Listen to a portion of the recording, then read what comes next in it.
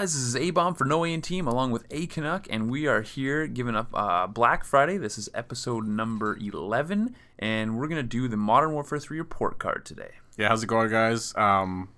We've played enough of Modern Warfare 3, probably for a lifetime. Enjoyed it, had some likes, had some dislikes, and we just wanted to let you guys know what we think overall. So here comes some letter grades, and we're just going to go it piece by piece. So go for it.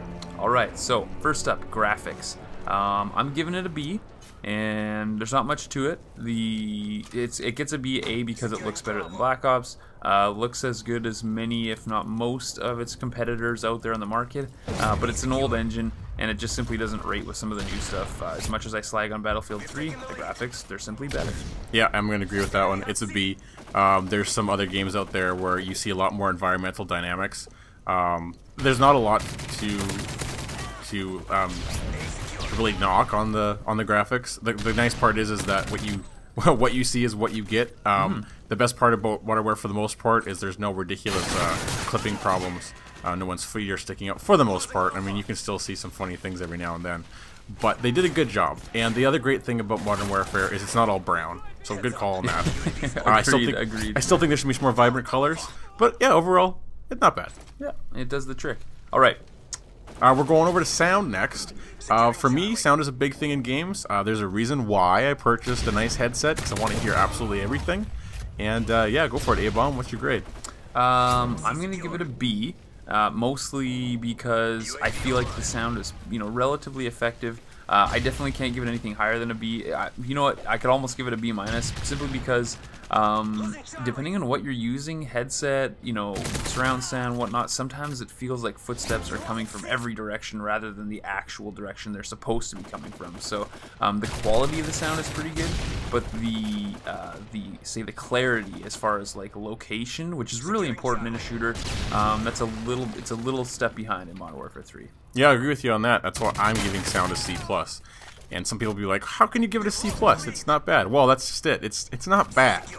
The problem is that if you play a lot of other games, you're going to get better sound quality. I don't have lots of great things to say about the Battlefield series, but I will say one thing. As soon as you plug in a Battlefield game and a RPG goes past your ear, yeah, you hear it. And the good news is that, again, for the Black Ops 2 release, I've heard a lot of good things about some more sound engineering trying to get that. But yeah, if I have... The worst kill that you can get is when a guy shoves an RPG either down your throat and he's 2 feet away from you, he survives. If he is shooting an RPG at my head, I want to hear it. So that's why I gave sound a C+. Still a work in progress. It still doesn't blow my mind. But I will say that I think they spent just enough time on it to get it passed and get it by. All right, fair enough, fair enough. Okay, so this next category is going to be kind of a little more all-encompassing. It has to do with the networking. So this is lag and matchmaking. So rather than separate categories, it's one category. I'm giving it a B. And a lot of people will be like, what, a B, are you kidding me? And they're probably screaming about lag and screaming about lag compensation and blah, blah, blah, blah, blah. I'm still giving it a B because the matchmaking is, in general, it's efficient. Would I like a little more control over choosing, say, a faster server versus a closer server? Yes, I would like to have that control. But unfortunately, that's something Activision has decided isn't important. But it still does a generally good job of finding opponents and finding them quickly. And on the lag side of things, yeah, every once in a while, the lag is annoying. But that's to be found with any first-person shooter. You cannot point out another game in the market that does it noticeably better on any level. Yeah, and that's why I'm giving the lag network the whole performance of the online experience as far as networking is concerned. I'm also giving it a B. It can always be better. Yeah, however, absolutely. Pretty much all shooters are the same. There's never going to be a game that you never ever see lag. And the reason for that is because there's too many variables. I think Modern Warfare 3 did a good enough job to keep me playing all the time. And there's still some changes I'd like to make. Like I said, there's nothing more annoying than getting thrown into a game that's over and you get the loss because you were there for 10 seconds. Actually, yeah, that's something they really need to fix. So that's where my B comes from. Otherwise, the best part about Call of Duty, and this will always be a Call of Duty standard, is if I have 10 seconds to jump on and get online, I'm online. You're online, exactly, yeah. And yes, people, we would also love to see dedicated servers, and there's no good reason why Activision hasn't done it. But, you know, we're just, frankly, we got to get over it. Millions of people are buying it regardless, and they're doing a pretty good job with what they're working with. But yeah, and I will say, and I agree with that, what does need to change on the Modern Warfare Call of Duty world is the Host Pro. And yes. Host Pro will always be there as long as there's not dedicated servers. It's annoying because you can usually always call who the host is. Oh, but for sure. it's not really affecting the sales of the game right now. No, So keep playing, keep having fun. Yep. And on the bright side, there's also only over one host in the game. So. Yeah, exactly. So keep the host ass, will you? All right. So our next basic grade is based on support. Everything from supporting the community. Did you guys feel that you were supported on every level of Call of Duty when there was a problem, when there was patches? What was your feeling? What's your grade, Abo? I'm gonna give it an A- with an asterisk. I'm not including Elite in this at all because everyone knows that was a debacle. I'm just talking about strictly the game. I felt like the Modern Warfare 3 release was a pretty smooth experience. But they did address a few things right off the bat, and they tried to address the concerns that the community brought forward, and they also nerfed and buffed some guns along the way, which is kind of a new thing for Infinity Ward. So kudos to them for following a good example set by Treyarch and Black Ops. It wasn't perfect, it never is, but frankly, sometimes people's expectations are a little too high. Sure, we would love it to be perfect beforehand, but they did their best to right the ship, so to speak, after release. Yeah, I'm not as excited. The C+ is there. For me, I still think there's a lot of issues. I think they tried really hard, but at the end of the day, I still feel like, as a company, when there's an absolute failure with one of your products, and it's really hard because Elite keeps jumping into my head, and I think I can speak for you and say they get Fs beyond F. If there's a letter below that, it gets a Z because Elite was a giant failure. So yeah, as far as support is concerned, I don't think I'll ever be happy with the company on the support side because I always kind of feel like, well, you could have done a better job of notifying everybody. But yeah, I have a bias because I really felt ripped off by Elite. Yes, and I'm just going to say this, I think I misread our card here. I actually had a B+ on support, not an A-. So I was thinking you were a little bit too generous. I got a little off kilter here, so forgive my chicken scratch, everybody. Okay, weapons are up next.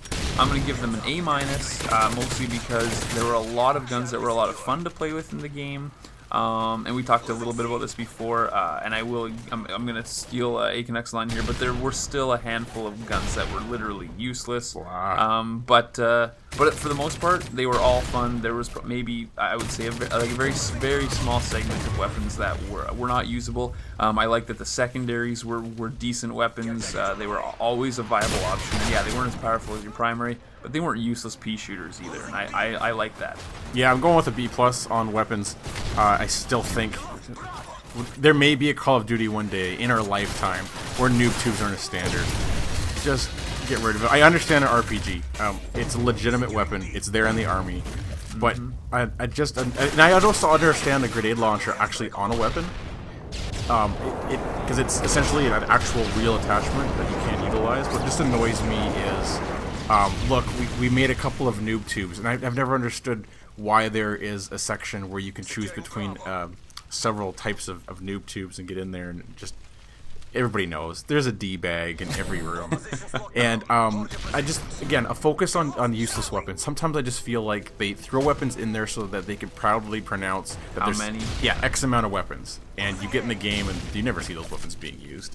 So for that, I get it B+ on pure weapons use, and there's still a lot of weapons I haven't tried before, so it's fun kind of jumping in the game right now and getting them done. Even this late in the game, I know. I hear you. Alright, so we're gonna go over UI. Yeah, Abam, what do you think about the whole experience on yeah, user interface, Call of Duty, always excellent. I'm giving it an A. The only reason I don't give it an A plus is because they refuse to get rid of the freaking and the pop-up saying you've leveled up right in the middle of the screen, right in the middle of the round. I don't need to see that. I don't want to see that. Keep it simple. They make all the information that you need. You know, it's quick at hand. The fact that you can change your classes, your strike packages, well, I mean, not in the next release, but in this release you can change strike packages, all those things on the fly between rounds was awesome. That's definitely something that's handy. They do it better than anybody. It just keeps it simple and fast and keeps everything moving forward. Yeah, I agree with the 100%. That's an A. I can still see enough of my screen to be able to attack an enemy. Again, I love ranting on the Battlefield world, but man, it is so annoying constantly seeing the down points right in the middle of your face. Yeah. To the point where you're trying to scope at an enemy and you just see the letter D or C or A. So that's an A. Very handy, very handy. All right, so finally, balance. The age-old important question in first-person shooters, the one that people top above the rest. It's all about balance. If you don't have balance, it's crap. And balance. Everyone's, yes, COD 4, the ultimate balance game, blah, blah, blah, blah, blah. Where do you say the balance was in Modern Warfare 3? Well, I'm given total balance, at the end of the day, the B-. And the reason why I say B- is because I focused a lot on the care package, strike package, specialist package world, because that was the new addition. That was the new thing. And for the most part, it worked very well. However, you're always going to hear me rant about how ridiculous the support package was and how many people use it. It affected balance because, as I've always said, every single round where people are using the support package, all they're trying to do is get to the stealth bomber and or the care package escort, and it just gets dry because there's no way of stopping somebody from reaching it because their kill streaks don't start over. Yep. And that's where the balance hurt for me. B-. I hear you there. You hate the strike package more than I do. I do hate a couple of the items within it, so for that reason, I'm still going to give it a B+. I liked the balance overall. I did like that SMGs behaved like SMGs, that shotguns behaved like shotguns, sniper rifles behaved like sniper rifles, etc., etc. There was the right weapons, you know, and the right player. The way the character behaved on screen and against you, it generally fit well. There weren't too many times where I was like, what the, like, yeah, are you freaking kidding me? So for that reason, I felt like the balance was pretty good. Again, kill streaks are a pretty tricky thing when it comes to balance, and I'm even concerned about that in Black Ops 2, that too many kill streaks equals much harder to bring balance to the whole situation. If you want to see balance, go play some COD 4. That's what people always talk about. Yeah, it's true. People do talk about it, and that's just simply because they were dealing with a much more finite amount of stuff. Okay, so I've said it many times. I will say it again. Modern Warfare 3 is actually my favorite Call of Duty title, and I'm giving it an overall B+. And I'm hoping I'm really hoping that Black Ops 2 surpasses it, because frankly, if it's better, I'm going to enjoy it that much more. And I will say that I was definitely impressed with it overall. Again, from the Modern Warfare world, it's steps above Modern Warfare 2. You can't plug Modern Warfare 2 in right now because it's just hacked to hell. So for that reason, I give it, I know you got the B+. I'm just giving it the B. That's all right. I think they can bring it a little bit further. Yeah, oh, absolutely. They can definitely improve things, and I think we're actually probably in the minority. I think a lot of people hate Modern Warfare 3, yeah. But just like every other Call of Duty title, people love it, people hate it. I remember when Black Ops came out, there were still people playing Modern Warfare 2, which blew my mind. And I wasn't even a big Black Ops fan, so, but how do you go back to that? All I can say is Black Ops 2, from what the looks of it and the gameplays that I've seen, they've sped up the game. Yes. They've sped up the game to make it feel like a Modern Warfare title. Yeah, absolutely. All right, guys, thanks again for checking things out. This brings to close our Modern Warfare 3 report card. Next week, we are going to do a Black Ops report card, because obviously that just makes sense. And yeah, thanks for tuning in. We really appreciate the Black Friday support, and we're going to continue on in some form or another. Yeah, again, thanks, guys, for watching, and we'll catch you in the next video. Later. Losing Charlie.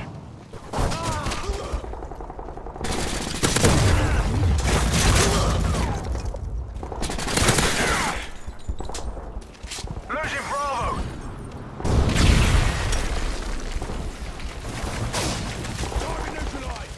Friendly Cobra inbound.